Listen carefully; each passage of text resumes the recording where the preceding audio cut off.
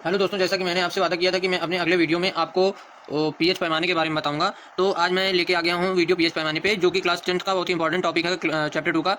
इसके दैनिक जीवन में उपयोगिता पूछता है और पीएच पैमाना क्या होता है पूछता है। और ये तो मैंने पीएच और एवं पीओएच मान में संबंध दिखा दिया, बट ये सिलेबस का पार्ट नहीं है। बट कभी कभी इससे क्वेश्चन पूछ लेता है, इस वजह से मैंने इसको शो कर दिया है।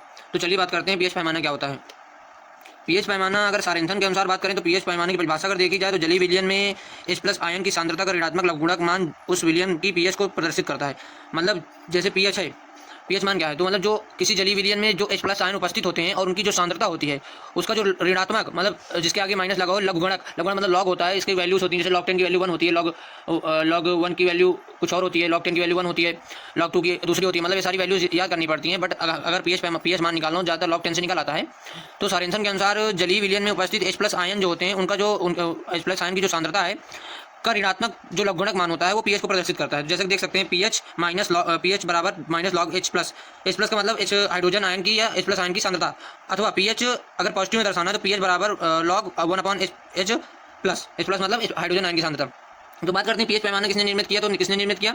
एल सारेंसन एक वैज्ञानिक थे, उन्होंने पीएच पैमाना निर्मित किया। पीएच पैमाने में पी छोटा होता है और एच बड़ा होता है। पी का मतलब पी डेनिश शब्द से बना हुआ है, जिसका जो डेनिश शब्द है उसका नाम वो पोटेंज, डेनिश शब्द पोटेंज है, उससे बना है। पोटेंज का मतलब होता है शक्ति।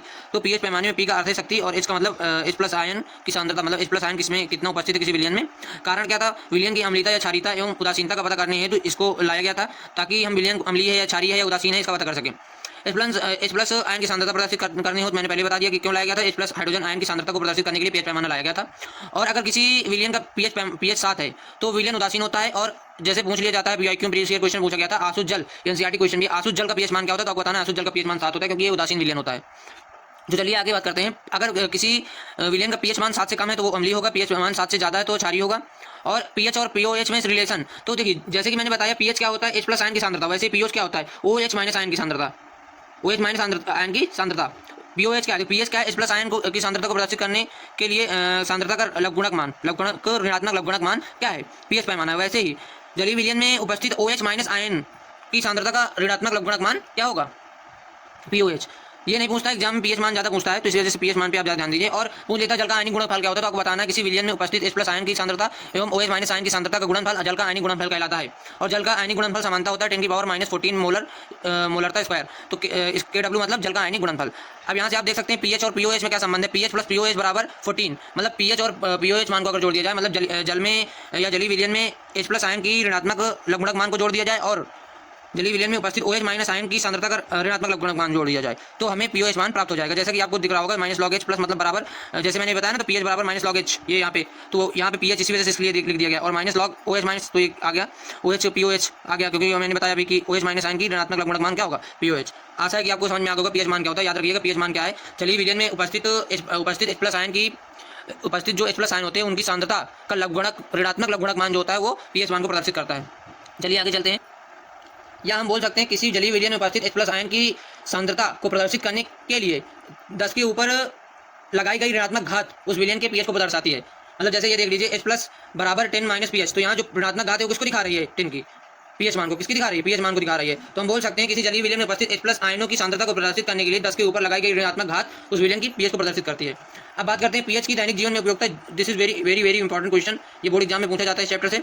मानव और जंतु जगत में क्या दैनिक जीवन उपयोगिता है? तो याद रखिएगा हमारी जितनी भी हमारी शरीर की क्रिया होती है वो 7.0 से 7.8 पीएच मान के बीच होती हैं। इसलिए जो हमारी पीएच परास होती है, अगर पूछ लिया जाए मनुष्य या जंतु जगत में पीएच परास क्या है, मतलब कहाँ से कहाँ तक पीएच मान पाया जाता है मानव शरीर में, या मानव शरीर की सारी क्रियाएं कितने पीएच परास में होती हैं, तो आपको बताना 7 से लेकर 7.8 तक।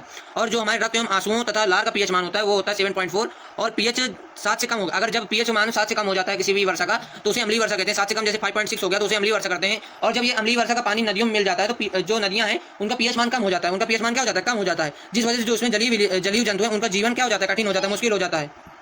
आगे बात करते हैं पाचन तंत्र की। तो आपसे पूछ लिया जाए अगर पीएच मान किसी नदी का कम हो जाए तो क्या होगा, तो वहाँ के जलीय जंतु का जो जीवन था वो क्या हो जाएगा? कठिन हो जाएगा, मुश्किल हो जाएगा, क्योंकि वो पहले किसी और पीएच में जीवित रह रहे होंगे पीएच मान में, और उसके बाद जब वो कम हो जाएगा तो फिर उनके लिए अडॉप्ट करना इतनी जल्दी आसान नहीं होगा। और पूछा जाता है रक्त एवं आंसुओं एवं लार का क्या पीएच मान होता है, वो बताना लगभग 7.4 हमारा पीएच होता है रक्त आंसुओं एवं लार का। ये मैं लिख के इसलिए लाया क्योंकि अगर मैं सामने लिखता तो कम से कम आधे घंटे की वीडियो पहुंच जाती, तो इस वजह से मैंने लिख के लाया, क्योंकि ये ज़्यादातर याद करने की चीज़ें इसमें जो समझाने की चीज़ें मैं वो लिख के नहीं पढ़ाता हूँ, तो कृपया सपोर्ट करें, समझिए। और पाचन पाचन तंत्र क्या है? जठर रस। पाचन तंत्र में क्या होता है? हमारा जो अमाशय है वो जठर रस को क्या करता है? स्रावित करता है, जठर रस को स्रावित करता है। वो उस जठर रस में एंजाइम होता है कौन सा? पेप्सिन और एचसीएल। पेप्सिन और एचसीएल से मिलकर बना होता है जठर रस। ये हमारे पाचन के लिए सहायक होता है और इसका जो पीएच मान होता है 1.2 होता है लगभग। और ये हमारे जो अमाशय है या अन्य चीज़ों को इतना मतलब कम होता है, इतना कम होता है एचसीएल, क्योंकि अगर एचसीएल की मात्रा बहुत ज़्यादा अधिक हो जाए तो हमारे अपच की स्थिति हो जाती है। तो उस स्थिति में हमको milk of magnesium anti acid दिया जाता है, मैग्नीशियम हाइड्रोक्साइड का को दिया जाता है।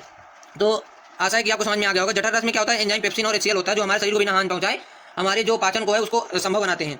और जठर रस का पीएच मान आपसे पेपर में पूछा जा सकता है, तो आपको बताना, ये बायो में भी पूछा जा सकता है, जठर रस का पीएच मान क्या है, तो आपको बताना 1.2 होता है। कितना होता है? 1.2। धन्यवाद। आगे चलते हैं और अन्य कुछ उपयोगिताओं में। और कुछ उपयोगिताओं में दंत क्षय में हो गया, पेड़ पौधों के लिए हो गया, विशेष पौधों से रक्षा के लिए हो गया, डंकों से रक्षा, जो जीव जंतु डंक मार देते हैं जैसे मधुमक्खी मार दी या अन्य जो कीड़े मकोड़े डंक मार देते हैं, तो उनसे रक्षा के लिए हमको पीएच मान की जानकारी होना आवश्यक है। दंत क्षय में अगर हमारा 5.5 से कम पीएच मान हो गया तो हमारे जो दांत हैं वो शर्करा वगैरह की वजह से जो अवशिष्ट बचे हुए हमारे दांतों में लिपटे हुए हैं उनकी वजह से हमारे दांत सड़ जाते हैं, दांत क्या हो जाते हैं? खराब हो जाते हैं। तो 5.5 से जब कम हो जाता है पीएच मान मुंह का तो दांत खराब होने लगते हैं, इसी को बोलते हैं दंत क्षय। और इसीलिए पीएच मान की जानकारी आवश्यक होना चाहिए कि हमारे मुंह का पीएच मान कितना है, हमको उसको बराबर मेंटेन रखना चाहिए ताकि हमारे दांत क्षरण दंत क्षय ना हो। पेड़ पौधों के लिए, अब पेड़ पौधे विशेष पौधों से अच्छा, अब कुछ विशेष पौधे जैसे नेटल होता है तो उसके जो पत्ते होते हैं वो रेशेदार होते हैं, डंक वाले होते हैं। अगर उसके हमारे शरीर में चुभ जाए तो बहुत ज़्यादा पीड़ा होती है, तो उसको उससे बचने के लिए हमें कुछ उसी पेड़ के या डाक एक पौधा होता है उसकी पत्तियों का करना होता है ताकि हमारे हाथ जो अम्ल हमारे बॉडी के अंदर गया है वो उदासीन हो जाए, वो क्योंकि उसके अंदर क्षार के गुण होते हैं उस पत्ते के अंदर, तो उस अम्ल को उदासीन कर देता है, हमारी पीड़ा खत्म हो जाती है। आशा है आपको ये समझ में आएगा पीएच मान और पीएच की उपयोगिताएं। धन्यवाद। मिलते हैं कल की वीडियो में। जय हिंद, जय भारत। कल हम लवणों को पढ़ेंगे, जैसे हो गया हमारा plaster of Paris, sodium chloride और विरंजक चूर्ण, इनके बारे में पढ़ेंगे। जय हिंद, जय भारत।